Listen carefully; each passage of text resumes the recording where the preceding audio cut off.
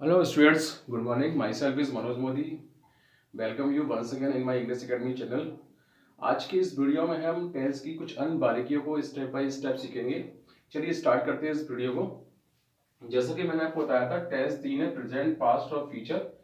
और इन तीनों टेल्स को वर्ग के आधार पर हमने चार चार भागों में डिवाइड किया है, जिनके नाम है indefinite, continuous, perfect, perfect continuous. Right.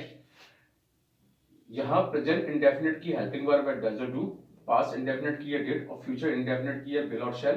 Present continuous की is are am, past continuous की वाज वर, फ्यूचर कंटिन्यूअस की विल बी शैल बी और प्रेजेंट परफेक्ट की हैज हैव, पास्ट परफेक्ट की हैड और फ्यूचर परफेक्ट की विल हैव, शैल हैव और present perfect continuous की has been, have been, past perfect की हैड बीन और फ्यूचर परफेक्ट कंटिन्यूअस की विल हैव बीन और शैल हैव बीन।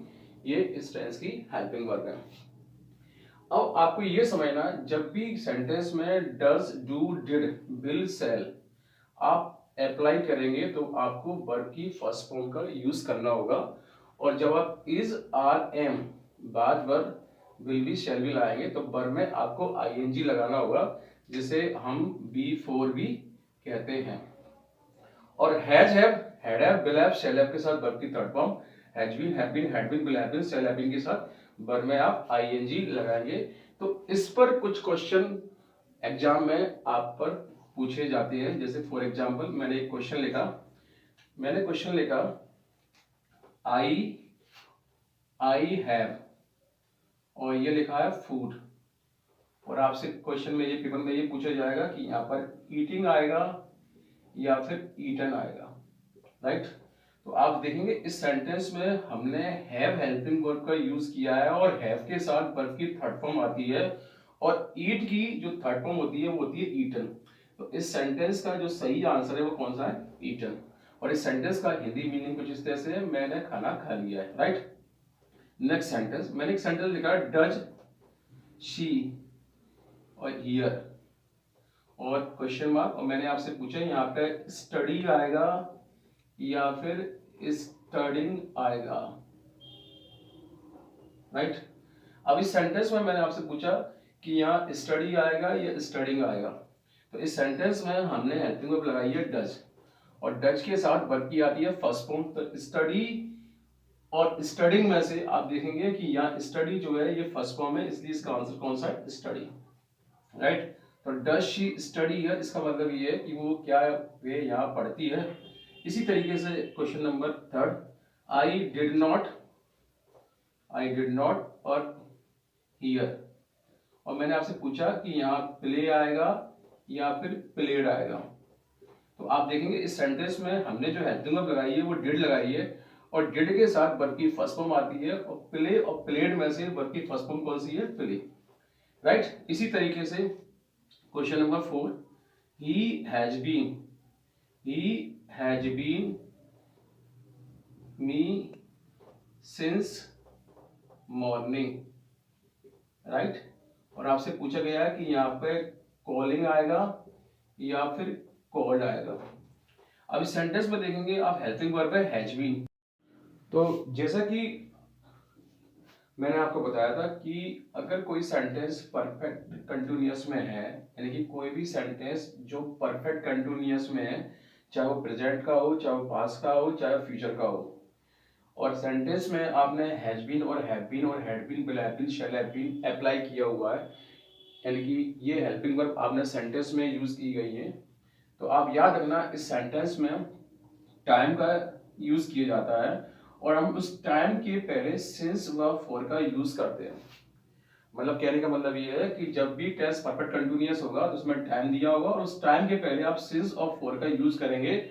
अगर वो टाइम आपका डेफिनेट है, निश्चित है, तो सिंस का यूज करना है, और यदि वो टाइम इनडेफिनेट है यानी कि अनिश्चित है तो उसके पहले हम फॉर का यूज करेंगे।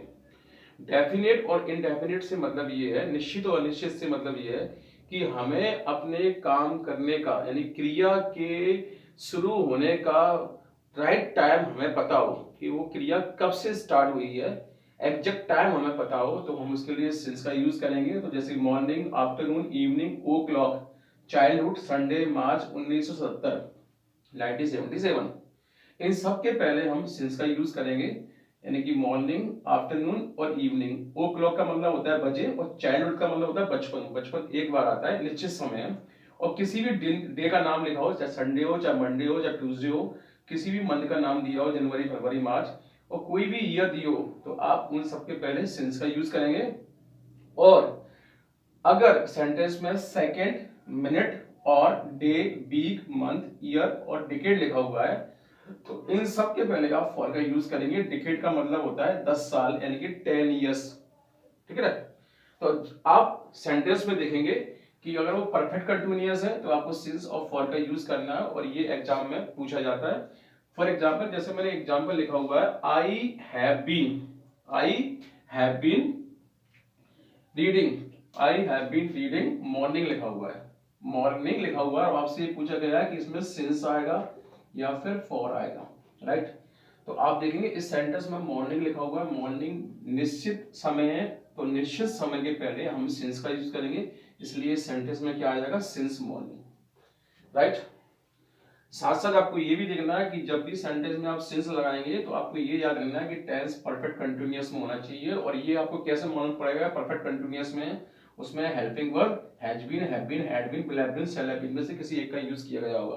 तो इस सेंटेंस में आप देखेंगे हैव बीन लगा हुआ है, राइट। इसी तरीके से ही हैज बीन स्लीपिंग, और फिर लिखा हुआ है 2 hours, राइट। अब इस सेंटेंस में लिखा हुआ hours यानी कि घंटे, और ऑन के पहले हम काय का यूज करते हैं, फॉर का, क्योंकि ये अनिश्चित समय है, राइट। इसी तरीके से example number 3, it has been raining, और लिखा है 2 o'clock, ओ क्लॉक मतलब यानी कि बजे, और बजे यानी कि निश्चित समय है, तो निश्चित समय के पहले हम क्या लगाएंगे, सिंस लगाएंगे, तो हमने यहाँ सिंस लगा दिया, राइट। इसी तरीके से example number 4, Ravi had been studying 2022। अब 2022 कैसा टाइम है, निश्चित समय है, और निश्चित समय के पहले हम क्या लगाते हैं, सिंस लगाते हैं, राइट। तो आपको ये समझ में आ गया होगा सेंटेंस में सिंस और फॉर कैसे अप्लाई किए जाते हैं। अगर टाइम डेफिनेट है और टेंस परफेक्ट कंटिन्यूअस है तो उस कंडीशन में आप सिंस का यूज करेंगे, और टाइम यदि इनडेफिनेट है तो आप उस सेंटेंस में फॉर का यूज करेंगे, राइट। अब हम बात करते हैं आगे की कुछ और अन्य बातों को। अब जैसा कि हम जानते हैं कि यदि कोई भी सेंटेंस जब अफर्मेटिव होता है तो पहले सब्जेक्ट आता है, फिर हेल्पिंग वर्ब, फिर वर्ब प्लस ऑब्जेक्ट। और अगर सेंटेंस को नेगेटिव करना हो तो हम इस हेल्पिंग वर्ब के बाद नॉट लगाए थे, तो सेंटेंस नेगेटिव हो जाता है, हेल्पिंग वर्ब और नॉट। और यदि सेंटेंस को यदि इंट्रोगेटिव करना हो यानी कि प्रश्नवाचक करना हो तो इस हेल्पिंग वर्ब को सब्जेक्ट से हम पहले लगा देते हैं और लास्ट में क्वेश्चन मार्क लगा देते हैं। और यदि सेंटेंस को यदि इंट्रोगेटिव सेकंड में करना हो तब उस कंडीशन में हम सेंटेंस में हेल्पिंग वर्ब से पहले क्वेश्चन वर्ड लगा देते हैं, और क्वेश्चन वर्ड जो W और S से स्टार्ट होते हैं उन्हें हम क्वेश्चन वर्ड कहते हैं। और इन शब्दों का यूज हम जब करते हैं जब हम किसी से कोई प्रश्न करें, क्वेश्चन करें, और इस तरह के वर्ड W से स्टार्ट होंगे तो ये वाई, वेयर, हुम, हुज, व्हेन, व्हिच, व्हाट और हाउ मेनी और हाउ मच ये कहलाएंगे क्वेश्चन वर्ड।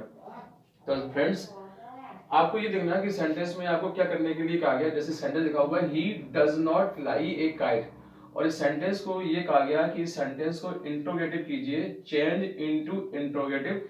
और इंट्रोगेटिव करने के लिए हमें कुछ नहीं करना, हेल्पिंग वर्ब को सब्जेक्ट से पहले लगाना है। अब हम इस सेंटेंस में देखेंगे कौन सी हेल्पिंग वर्ब लगी हुई है। इस सेंटेंस में हेल्पिंग वर्ब लगी हुई है डज, तो हम डज को आगे कर देंगे सब्जेक्ट से पहले, डज ही। बाकी सेंटेंस वैसा की वैसे ही रहेगा, यानी कि एज इट इज रहेगा, और ऐसा करने के बाद लास्ट में क्वेश्चन मार्क लगा देंगे, तो ये सेंटेंस इंट्रोगेटिव में कन्वर्ट हो जाएगा। यानी कि इंट्रोगेटिव जब भी हम सेंटेंस को करेंगे तो लास्ट में क्वेश्चन मार्क जरूर लगाएंगे, राइट। और हेल्पिंग वर्ब को हम सब्जेक्ट से पहले कर देंगे जैसे कि हमने सेंटेंस में किया है, does he not fly a kite. Now come to the second example, he is eating mangoes. इस सेंटेंस को नेगेटिव करने के लिए कहा गया चेंज इनटू नेगेटिव। तो सेंटेंस को जब भी नेगेटिव करना हो तो हेल्पिंग वर्ब के बाद नॉट लगाए दें, और इस सेंटेंस में हेल्पिंग वर्ब कौन सी है, इज। तो ये सेंटेंस हो जाएगा he is not eating mangoes, right. तो ये सेंटेंस कैसा हो गया, negative. Now come to the third example, am I watching TV, और इस सेंटेंस को कहा गया चेंज इनटू अफर्मेटिव। अब जब भी सेंटेंस अफर्मेटिव होता है तो सब्जेक्ट के बाद हेल्पिंग वर्ब आती है, जबकि इस सेंटेंस में हेल्पिंग वर्ब सब्जेक्ट से पहले लगी हुई है, तो आपको इस हेल्पिंग वर्ब को सब्जेक्ट से बाद में रखना है। तो ये सेंटेंस कुछ इस तरह से हो जाएगा, I am watching TV, right. तो ये सेंटेंस अफर्मेटिव में कन्वर्ट हो गया। आपको साथ साथ ये भी याद रखना है कि अफर्मेटिव और नेगेटिव इन दोनों सेंटेंस को कहा जाता है असर्टिव। असर्टिव का मतलब होता है कोई चीज को स्वीकार करना, यानी कि स्वीकारात्मक। अगर आप हाँ में स्वीकारते हैं तो कहलाता है ये अफर्मेटिव यानी कि सकारात्मक, और यदि उस चीज को ना में स्वीकारते हैं तो ये कहलाता है नेगेटिव यानी कि नकारात्मक। तो सेंटेंस अफर्मेटिव और नेगेटिव इन दोनों को कहा जाता है असर्टिव, राइट। अगर किसी सेंटेंस में आपसे अगर ये कहा जाए कि सेंटेंस को असर्टिव कीजिए, तो आपको ये याद रखना है कि अगर वो सेंटेंस अफर्मेटिव है तो उसे नेगेटिव करना है, और यदि वो नेगेटिव है तो उसे अफर्मेटिव करना है, तो वो सेंटेंस असर्टिव में कन्वर्ट हो जाएगा, राइट। अब हम बात करेंगे कुछ और एग्जांपल्स की। नाउ करते हैं एग्जांपल नंबर 4 की। I have been flying a kite since morning, और इस सेंटेंस को ये कहा गया है, इसको नेगेटिव कीजिए, राइट। तो नेगेटिव में हम क्या करते हैं, हेल्पिंग वर्ब के बाद नॉट लगा देते हैं। तो इस सेंटेंस में हम देखेंगे हेल्पिंग वर्ब जो है वो हैव बीन है। तो अगर हम इस सेंटेंस को अगर नेगेटिव करें तो कैसे करेंगे, हमें ये नॉट कहाँ लगाना है, हैव बीन के बाद लगाना है या हैव बीन के बीच में लगाना है, ये यहाँ पर ध्यान रखने लायक बात है, नोटेबल पॉइंट है।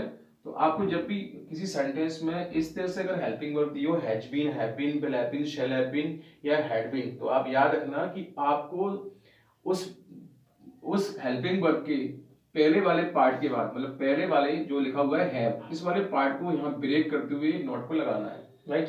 तो इस सेंटेंस की जो हेल्पिंग वर्ब है वो हैव बीन है, और जब हम इसे नेगेटिव करेंगे तो नेगेटिव करने के लिए इस हैव बीन को हम ब्रेक कर देंगे, और ये सेंटेंस कुछ इस तरह से हो जाएगा, I have not been flying a kite since morning, right।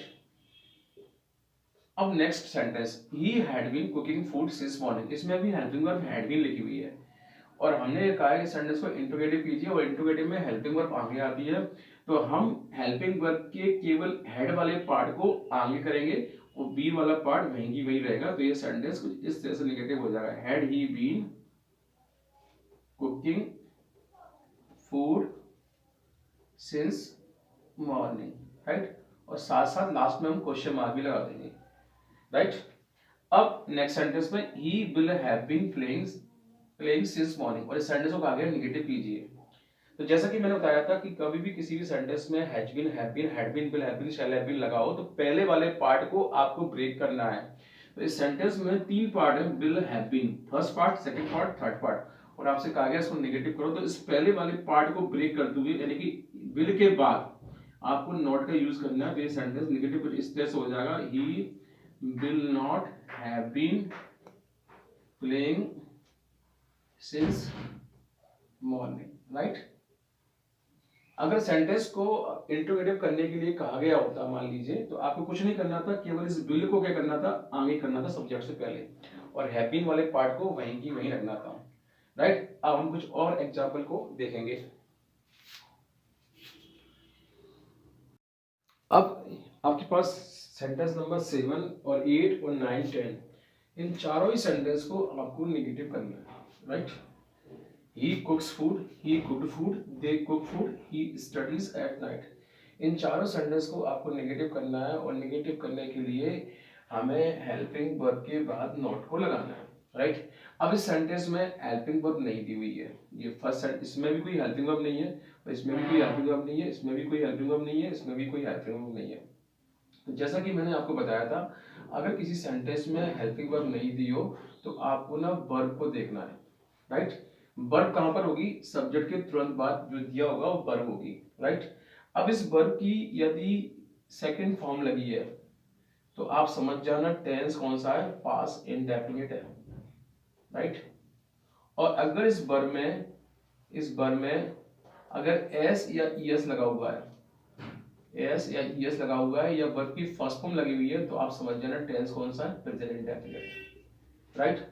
तो हम देखेंगे इस सेंटेंस में इस वर्ब में एस और एस लगा हुआ है, यानी कि ये टेंस प्रेजेंट इंडेफिनिट है, और प्रेजेंट इंडेफिनिट की हेल्पिंग वर्ब होती है डज और डू, राइट। यानी कि हमें हेल्पिंग वर्ब मालूम पड़ गई इस टेंस की, जो है डज और डू। और अब हम सेंटेंस को इजीली नेगेटिव कर सकते हैं, क्योंकि नेगेटिव करने के लिए हेल्पिंग वर्ब के बाद नॉट लगाना होता है, लेकिन हमारे सामने समस्या ये है कि हमें डज लगाना है या डू लगाना है। तो बहुत ही सिंपल है, मैंने बताया था कि अगर आपका सब्जेक्ट सिंगुलर हो तो आपको डज यूज करना है, और यदि आपका सब्जेक्ट प्लूरल हो, जैसे कि यहाँ पे दे लिखा हुआ है, तो आपको डू यूज करना है। तो इस सेंटेंस को निगेटिव करने के लिए हम डज का इस्तेमाल करेंगे, ही डज नॉट। और साथ साथ मैंने आपको यही बताया था कि डज, डू और डिड जब भी सेंटेंस में आप अप्लाई करेंगे तो आपको वर्ब के वर्ब B1 का यूज करना है, यानी कि वर्ब को ओरिजिनल फॉर्म में लेके आना है, यानी उस वर्ब से एस और ईएस यदि लगा हुआ हो तो उसको हटाना है, यदि वो सेकंड फॉर्म दिया है तो उसे फर्स्ट फॉर्म में करना है। क्योंकि इस वर्ब में एस लगा था इसलिए हम इस एस को हटा देंगे, तो ये सेंटेंस कुछ इस तरह से दिखेगा, he does not cook food, right. तो सेंटेंस में जब भी डज, डू, डिड अप्लाई होंगे तो वर्ब की फर्स्ट फॉर्म लगानी है, आपको यहाँ से एस को हटा देना है तो ये कुक हो जाएगा। इसी तरीके से sentence they do not cook food हो जाएगा, राइट। क्योंकि इस सेंटेंस में हम देखेंगे वर्ब की फर्स्ट फॉर्म लगी हुई है, वर्ब की फर्स्ट फॉर्म लगी है, यानी कि टेंस प्रेजेंट इंडेफिनिट है, प्रेजेंट इंडेफिनिट में डज और डू आता है, और दे प्लूरल है इसलिए यहाँ पे क्या आएगा, डू आएगा, राइट। अब हम बात करते हैं एग्जांपल नंबर 8 की, ही कुक्ड फूड। इस सेंटेंस में हम देखेंगे ईडी लगा हुआ है, यानी कि सेकंड फॉर्म लगी हुई है, सेकंड फॉर्म लगी हुई है, यानी कि टेंस पास्ट इंडेफिनिट हो गया, और पास्ट इंडेफिनिट टेंस की जो हेल्पिंग वर्ब होती है वो होती है डिड। तो हम इस सेंटेंस को नेगेटिव करने के लिए डिड का यूज करेंगे, तो ही डिड नॉट, और जैसे ही हम डिड लगाएंगे तो डिड के साथ वर्ब की फर्स्ट फॉर्म लगानी होगी, तो कुक्ड का हो जाएगा यहाँ पे क्या, कुक। तो ये ही डिड नॉट कुक फूड हो जाएगा, राइट। अब हम बात करते हैं एग्जांपल नंबर 10 की, ही स्टडीज एट नाइट। इस सेंटेंस में हम देखेंगे वर्ब में ईएस लगा हुआ है, यानी कि ये टेंस प्रेजेंट इंडेफिनिट है, प्रेजेंट इंडेफिनिट का डज और डू लगाना है, क्योंकि सब्जेक्ट सिंगुलर है, ही है, तो हम इस सेंटेंस में डज का यूज करेंगे, तो ये सेंटेंस इस तरह से हो जाएगा, ही डज नॉट, राइट। अब डज नॉट लगाते हैं कि हमें इस वर्ब का ओरिजिनल फॉर्म लेके आना है, यानी कि मूल रूप लेके आना है। स्टडीज का मूल रूप जो होता है वो होता है स्टडी, तो ये सेंटेंस ऐसा हो जाएगा, ही does not study at night. और इस पे से ईएस तो हटेगा ही हटेगा, साथ में ये आई भी हट जाएगा, क्योंकि स्टडी STUDY पर जब भी ईएस अप्लाई किया जाता है तो ये STUDIES हो जाता है, बाई यहाँ हट के आई में कन्वर्ट हो जाता है, राइट। तो एग्जांपल नंबर 10। हम बात करते हैं अन्य कुछ और एग्जांपल्स की। हम बात करते हैं एग्जांपल नंबर 11 की। इस सेंटेंस में लिखा हुआ है ही रीड्स द रामायण, जबकि 12 एग्जांपल में लिखा है ही रेड द रामायण। इस सेंटेंस में और इस सेंटेंस में केवल ये अंतर है कि इस सेंटेंस में यहाँ एस लगा हुआ है वर्ब में, और जबकि इस सेंटेंस में वर्ब में कुछ भी नहीं लगा हुआ है, राइट। इसी तरीके से एग्जांपल नंबर 13 है, ही बीट्स अस, इसमें वर्ब में एस लगा हुआ है, और इस सेंटेंस में देखेंगे बीट पे हमने एस नहीं लगाया है। तो इन चारों सेंटेंस को हमें नेगेटिव करना है, तो नेगेटिव करने के लिए हमें चाहिए हेल्पिंग वर्ब। अब हम इस सेंटेंस में देखेंगे क्योंकि एस लगा हुआ है, यानी कि ये प्रेजेंट इंडेफिनिट है, और प्रेजेंट इंडेफिनिट को नेगेटिव करने के लिए हम डज या डू का यूज करेंगे। क्योंकि हमारा सब्जेक्ट सिंगुलर है तो हम यहाँ डज नॉट लगाएंगे, और डज नॉट लगाते ही ये एस पे से एस हट जाएगा, तो ये कुछ इस तरह दिखेगा, he does not read the Ramayana, right. हम बात करते हैं एग्जाम्पल नंबर 12 की। इस एग्जाम्पल में लिखा हुआ है ही रेड द रामायण। अब इस सेंटेंस में हम देखेंगे इस रेड पर यानी कि रीड पर कोई भी एस और ईएस जैसा कोई भी वर्ड या अल्फाबेट नहीं लगा हुआ है। तो हम देखेंगे ये रीड पर चूंकि एस और ईएस नहीं लगा हुआ है, यानी कि ये प्रेजेंट इंडेफिनिट नहीं है। अगर ये इस पे एस और ईएस लगा हुआ होता, राइट, तो ये प्रेजेंट इंडेफिनिट होता। साथ साथ ये यहाँ पे वर्ब की फर्स्ट फॉर्म भी नहीं है, क्योंकि प्रेजेंट इंडेफिनिट में वर्ब में एस और ईएस जब लगाते हैं जब आपका सब्जेक्ट सिंगुलर होता है, और वर्ब की फर्स्ट फॉर्म हम जब लगाते हैं जब सब्जेक्ट आपका कैसा होता है, प्लूरल। क्योंकि सब्जेक्ट सिंगुलर है और सिंगुलर होने के बावजूद भी आपने इस वर्ब पे एस और ईएस नहीं लगाया, यानी कि ये प्रेजेंट इंडेफिनिट नहीं है बल्कि ये पास्ट इंडेफिनिट है। क्योंकि पास्ट इंडेफिनिट में हम वर्ब की सेकंड फॉर्म का यूज करते हैं, और रीड की सेकंड फॉर्म जो होती है वो भी रीड ही होती है, लेकिन उसे हम पढ़ते रेड है और इसकी स्पेलिंग सेम होती है, राइट। तो रीड की फर्स्ट फॉर्म, सेकंड फॉर्म और थर्ड फॉर्म सेम होती है, लेकिन इसे पढ़ा कुछ इस तरह से जाता है, रीड, रेड और रीड। तो चूंकि ये सेकंड फॉर्म लगी हुई है, यानी कि सेकंड फॉर्म है, यानी कि ये पास्ट इंडेफिनिट टेंस है, पास्ट इंडेफिनिट टेंस है, इसलिए नेगेटिव करने के लिए इसमें डिड नॉट का यूज करेंगे। तो he did not read the Ramayana, और डिड लगाते हैं कि हम वर्ब की हम फर्स्ट फॉर्म यूज करेंगे, और चूंकि रेड की फर्स्ट फॉर्म रीड ही होती है तो यहाँ रीड आ जाएगा। इसी तरह से एग्जांपल नंबर 13 और 14 करेंगे। इस सेंटेंस में हम देखेंगे बीट्स लिखा हुआ है, तो ये प्रेजेंट इंडेफिनिट है, तो इसको नेगेटिव करने के लिए डज नॉट का यूज करेंगे, तो he does not beat us. और इस सेंटेंस में हम देखेंगे इसमें एस नहीं लगा हुआ, यानी कि ये सेकंड फॉर्म है, क्योंकि बीट की सेकंड फॉर्म भी बीट ही होती है और थर्ड फॉर्म होती है बीटन, लेकिन इसे पढ़ा बैठ जाता है। क्योंकि इस पे एस और एस ही लगा और ये सिंगुलर है, तो ये प्रेजेंट इंडेफिनिट टेंस नहीं है, यानी कि ये पास्ट इंडेफिनिट है, क्योंकि इस पे एस और एस नहीं लगा है और एस और एस नहीं लगा है, और इसी वजह से इसे हम पास्ट इंडेफिनिट मानेंगे। और पास्ट इंडेफिनिट में लगता है नेगेटिव में डिड नॉट, तो he did not beat us, right. ऐसी कई सारी वर्ब है जिनकी third form, second form, first form same होती है। आपको यही कॉन्सेप्ट याद रखना है। जैसे फॉर एग्जांपल मैं लिखा कट, और कट की तीनों फॉर्म कैसी होती है? Same, cut cut cut.